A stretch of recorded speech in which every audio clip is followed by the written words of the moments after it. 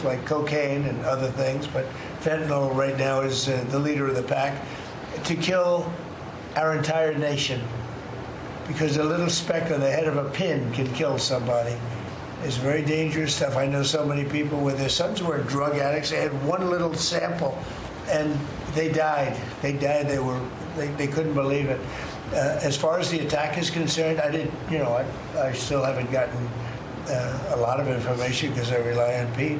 But to me, it was an attack. It wasn't 1 strike, 2 strikes, 3 strikes. Somebody asked me a question about the second strike. I didn't know about the second strike. I didn't know anything about people. I wasn't involved in it. I knew they took out a boat. But I would say this, they had a strike. I hear the gentleman that was in charge of that is extraordinary. He's an extraordinary person. I'll let Pete speak about him. But Pete was satisfied. Pete didn't know about second attack having to do with 2 people. I guess Pete would have to speak to it. I can say this, I want those boats taken out. And if we have to, we'll attack on land also, just like we attack on sea. And there's very little coming in by sea. I think we've knocked out over 90% of it. There's very little, and I understand that. There's very little. We're saving hundreds of thousands of lives with those pinpoint attacks. It's an amazing thing when you see a boat going along. And, a lot of the press would like to say they're not. You see the boat. They're not maybe drugs. You see these boats. First of all, who has 5 engines on the back of a boat going in weird directions and loaded up with lots of white containers? They're bags of things.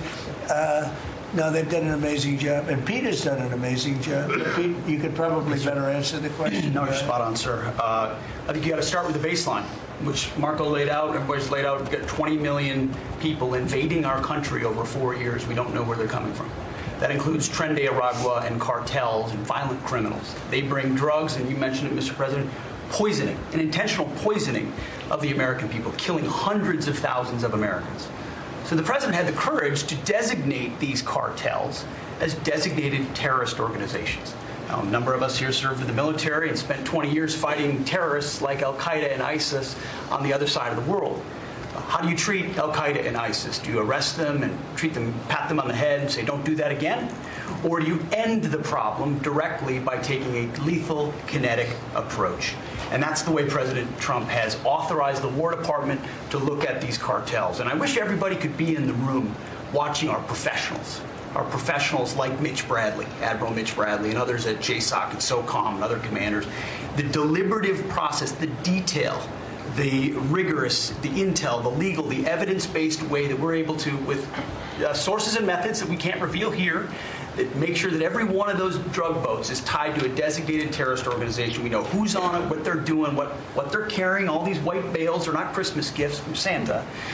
This is drugs running on 4-motor fast boats or submarines that we've also struck. No one's fishing on a submarine. And I have empowered them to make that call. Now, the first couple of strikes, as you would, as any leader would want, you want to own that responsibility. So I said, I'm going to be the one to make the call after getting all the information and make sure it's the right strike. That was September 2nd. There's a lot of intelligence that goes into that, building that case and understanding that, a lot of people providing information. I watched that first strike live.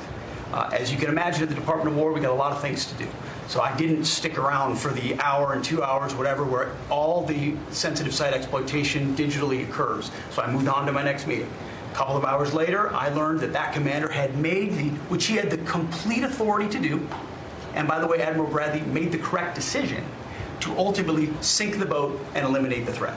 He sunk the boat, and eliminated the threat. And it was the right call. We have his back. And the American people are safer because narco-terrorists know you can't bring drugs through the water and eventually on land if necessary to the American people. We will eliminate that threat, and we're proud to do it. So you didn't see any survivors, to be clear, after that first strike? You personally? I did not personally see survivors, but I stand, because the thing was on fire. It was exploded in fire or smoke. You can't see anything. You got digital. This is called the fog of war. This is what you in the press don't understand. You sit in your air-conditioned offices or up on Capitol Hill and you nitpick and you plant fake stories in the Washington Post about kill everybody, phrases on anonymous sources not based in anything, not based in any truth at all. And then you want to throw out really irresponsible terms about American heroes, about the judgment that they made. I wrote a whole book on this topic because of what politicians and the press does to warfighters. President Trump has empowered commanders to do what is necessary, which is dark and difficult things in the dead of night on behalf of the American people. We support them, and we will stop the poisoning of the American people. And Mr. Secretary, on the second strike, you said it happened more than an hour after the first. Did I hear it I couldn't tell you correctly? the exact amount of time. Minutes, or you went off the room, is what you're saying. I already stated my answer quite clearly. So remember this, we lost last year, I think it was more than that, but people don't like saying it because they always said 100,000, 115,000, numbers we've been hearing for years. So we lost last year more than 200,000 people, dead people, ruined families beyond the 200,000. And those 200,000, that family will never be the same. But these people have killed over 200,000 people, actually killed over 200,000 people last year. And those numbers are down. Those numbers are down. They're way down. And they're down because we're doing these strikes, and we're going to start doing those strikes on land, too. The land is much easier. It's much easier. And we know the routes they take. We know everything about them. We know where they live. We know where the bad ones live. And we're going to start that very soon, too. Mr. President, thank you so much, Mr. You President. know what? When we start that, we're going to drive those numbers down so low. And then you're going to have families be able to live without the fear of their son or daughter just having a pill to have a little fun and ending up dying within a period of 60 seconds, right? No, we're not going to let that happen. We're not going to let it continue to happen. What Biden did to this country by allowing all these people, and I call them animals in many cases, I think they're animals, to come into our country and destroy our country and let all those drugs pour in. Let people just walk across the border like it was nothing. You look at them, a lot of them, they say, oh, let's not discriminate. I'm not talking about color. I'm just talking about you look into the eyes of some of these people. We're smart. And you see a killer. Come on in. Just come on in. 11,888 murderers. Many of them committed more than one murder. He allowed them into our country, totally unvetted, totally unchecked. But he also allowed drugs to come in at record numbers. And hundreds of thousands of people a year died. And we're taking those son of a bitches out, Thank you so much, Mr. President, for taking our questions. I think this is the most transparent administration I ever seen. I'm impressed by these people. I'll tell you, how strong are you? You've been holding it for 2 hours. There are very few physically. There are very few people who could do that. I'm very proud of you. Whoever the hell you are, I have no idea who you are, but you're strong. Thank you, Mr. President. Mr. President, last week, militia groups in Iraq attacked the Christian region's gas field, the largest gas field, which even the U.S. companies invested in the energy sector in the Christian region. And the Christian Prime Minister requested the United States to provide them some sorts of means and defense system to defending their civilian infrastructure and U.S. investment in the Christian region. Are you willing to providing them this support? And if I had this question, tomorrow the United States is going to open and inaugurate one of the... Speak louder. Yeah, of course. Is that possible? What? You're the most gentle, beautiful voice, but you're a very gentle person. Go ahead. Just take fewer words and louder. Yeah, sure.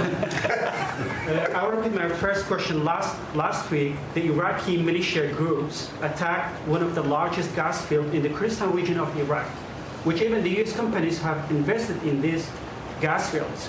Yeah. And then, are you from Iraq? I'm from Kurdistan, Iraqi Kurdistan. Okay. Yeah. Working for Huda Media Network. And the Kurdistan region prime minister, he requested the United States providing them some sorts of defense system to defending these gas fields and U.S. investment in the Kurdistan region. Are you willing to helping them? Well, we're going to look at it. I heard about it, and I'm hearing about it more now, frankly. It wasn't at the top of my list. It's a very unusual question, I think, but I assume you're from the area, and to you it's a very important question, and to me it is also, because people are being killed. I will say this, Iraq has